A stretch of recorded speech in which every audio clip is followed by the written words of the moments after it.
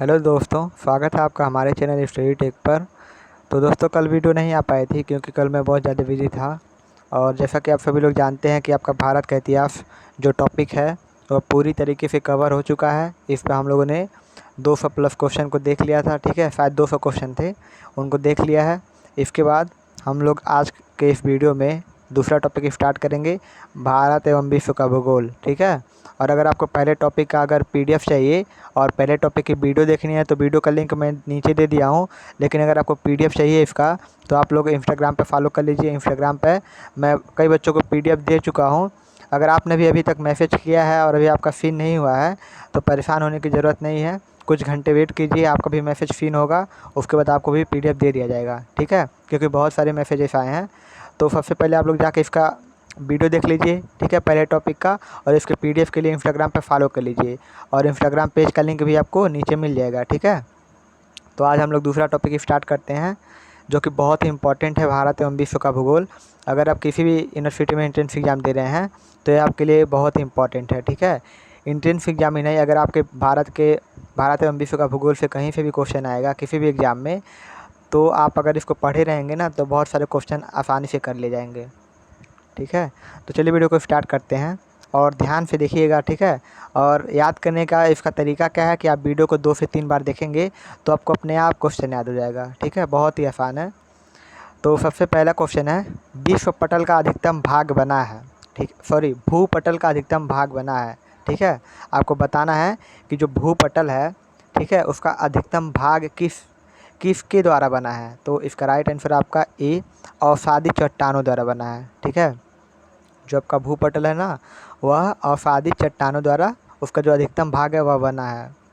Next है, भूकंप तरंगों का अध्ययन किया जाता है। जो भूकंप तरंगे होती हैं उनका किस द्वारा अध्ययन किया जाता है। तो इसका राइट आंसर आपका ऑप्शन नंबर सी, सिस्मोग्राफ द्वारा। ठीक है, यह एक तरीके का यंत्र होता है, इसके द्वारा आप भूकंप तरंगों का क्या करते हैं, अध्ययन करते हैं, सिस्मोग्राफ द्वारा। अगला है, भारत में सबसे अधिक साक्षरता दर किस राज्य में है। यह तो बहुत ही इंपॉर्टेंट है, अगर आपको इसका आंसर पता है तो आप वीडियो को रोक के बता सकते हैं। ठीक है, मैं आप सभी लोगों के आंसर पढ़ता भी हूँ और रिप्लाई भी करता हूँ। तो इसका right answer option number B, Kerala. ठीक है, नेक्स्ट है, भारत में महिला साक्षरता दर क्या है। तो इसका राइट आंसर आपका बी, 53.70%। नेक्स्ट है, वर्तमान में भारत की जनसंख्या वृद्धि दर है। तो इसका राइट आंसर आपका option number B, 2.15%। Okay, next है, ग्लोबल वार्मिंग का मुख्य कारण क्या है। तो इसके 4 विकल्प यहाँ पर दिए गए हैं, ओजोन परत में छिद्र, औद्योगिक प्रदूषण, वनों का कटाव, या फिर गरीब देशों में गंदगी। तो इसका right answer option number B, औद्योगिक प्रदूषण। ओके, नेक्स्ट है, निम्नलिखित में से किस प्रदेश की जलवायु भूमध्य सागरीय प्रकार की है। तो इसका राइट आंसर आपका ऑप्शन नंबर ए, दक्षिण अफ्रीका का केप टाउन प्रदेश। नेक्स्ट है, भूगोल को एक अलग अध्ययन शास्त्र के रूप में स्थापित करने का श्रेय निम्न में से किस विद्वान को है। यानी कि भूगोल पहले एक अलग शास्त्र नहीं था, ठीक है, लेकिन उसको एक अलग शास्त्र अध्ययन बनाने के लिए एक विद्वान ने बहुत बड़ा कदम उठाया था। तो इसका श्रेय किसको जाता है। तो इसका right answer option number C, Hecataeus को। ठीक है, इन्हीं को इसका श्रेय जाता है। नेक्स्ट है, प्रथमतः सौरमंडल के बारे में विश्व के समक्ष जानकारी प्रस्तुत करने का श्रेय निम्न में से किस विद्वान को है। यह भी बहुत ही इंपॉर्टेंट है। इसका right answer option number B, Copernicus. आप में से बहुत सारे लोगों को इसका आंसर पता भी होगा। ठीक है, अगला है, निम्नलिखित में से किसके अध्ययन में दूरस्थ संवेदन यानी कि रिमोट सेंसिंग तकनीकी का उपयोग नहीं होता है। तो इसका right answer option number D, भूमि उपयोग में। ठीक है, यानी कि मकानों की गुणवत्ता में भी होता है रिमोट सेंसिंग का प्रयोग, वनों के प्रकार में भी होता है, मृदा के भी प्रकार में होता है। अगला है, स्टैक स्थलाकृति का निर्माण निम्नलिखित में से किस प्रक्रम द्वारा होता है। तो इसका राइट आंसर आपका ऑप्शन नंबर बी, सागरीय लहरों के कारण होता है। ठीक है, निम्न में से कौन सा अपत्रभीकृत शैल, ठीक है, नॉन फॉल्टलाइटेड रॉक है। तो इसका राइट आंसर आपका ऑप्शन नंबर सी, संगमरमर। ठीक है, यह आपका क्या होता है, नॉन फोलेटेड रॉक होता है। ठीक है, अगला है कोयला उत्पादन में विश्व में प्रथम स्थान पर है। आपको बताना है, ये बहुत इंपॉर्टेंट है कि कोयला जो उत्पादन में विश्व में कौन सा देश प्रथम स्थान पर है। तो राइट आंसर है इसका ऑप्शन नंबर सी, रूस है। ठीक है, इसका राइट आंसर है क्या, ऑप्शन नंबर बी है, चीन। चीन जो है कोयला उत्पादन में विश्व का प्रथम स्थान पर है, रूस नहीं है। ठीक है, आप कमेंट में बताइए कि रूस किस चीज़ के उत्पादन में प्रथम स्थान पर है, आप एक कमेंट में बताइएगा। ठीक है, तो चीन जो है आपके कोयला उत्पादन में विश्व में प्रथम स्थान पर है। ठीक है, और अगर आप इस वीडियो को 10 साल 12 साल बाद देख रहे हैं तो कृपया करके उसको अपडेट कर लीजिएगा। ठीक है, कि कौन सा देश कोयला ज़्यादा उत्पाद कर रहा है। ठीक है, क्योंकि ये वीडियो यूट्यूब पर हमेशा रहेगी, तो क्या पता आप 10-12 साल बाद देख रहे हो। अगला है विस्फोट पैमाने पर निम्न में से किसकी गति सबसे अधिक होती है।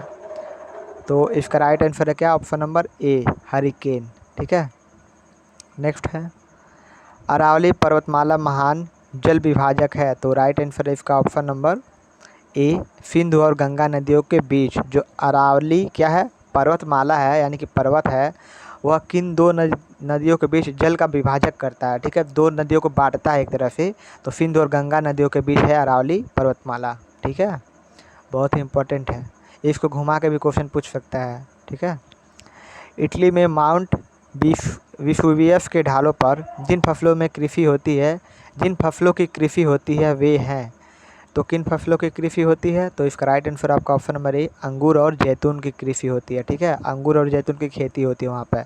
ऐसे भी पूछ सकता है कि अंगूर, निम्नलिखित में से अंगूर और जैतून की खेती कहाँ होती है, और आपको ऑप्शन में दे देगा इटली का माउंट विसुवियस। ठीक है, नेक्स्ट है मानक के आर्थिक क्रियाकलापों का निर्धारण होता है। तो इसका राइट आंसर आपका ऑप्शन नंबर डी, उपजाऊ भूमि और उत्तम जलवायु। ठीक है, नेक्स्ट है क्षेत्रफल की दृष्टि से भारत का सबसे बड़ा राज्य। तो ये तो आप सभी लोगों को पता होगा, आप कमेंट में बताइए कि कौन सा है भारत का सबसे बड़ा राज्य। ठीक है, option number B, Rajasthan. Next है निम्नीकरण की प्रक्रिया को निम्नांकित में से कौन प्रत्यक्ष रूप से प्रभावित नहीं करता है। तो इसका राइट आंसर है क्या, ऑप्शन नंबर डी, समय जो है वह प्रभावित नहीं करता है। ठीक है, जल के बार बार जमने और पिघलने, यानी कि जल जो होता है उसके बार बार जमने और पिघलने से हिमनद को जो चट्टानों टुकड़े निक्षेप के रूप में प्राप्त होते हैं उनको क्या कहते हैं। यानी कि जो बर्फ़ होता है, जो जल होता है जब बार बार जमता है और पिघलता है, ठीक है, तो वहाँ पर जो हिमनद होता है उसके जो चट्टान होते हैं, चट्टानों के टुकड़े होते हैं, ठीक है, तो निक्षेप के रूप में जो जब प्राप्त होते हैं तो उनको क्या बोला जाता है। तो इसको एक वर्ड में क्या बोलते हैं, तो इसको एक वर्ड में क्या बोलते हैं, हिमोड बोलते हैं। ओके, नेक्स्ट है भूमध्य सागरीय जलवायु निम्न में से किस फसल की कृषि के लिए सर्वाधिक उपयुक्त है।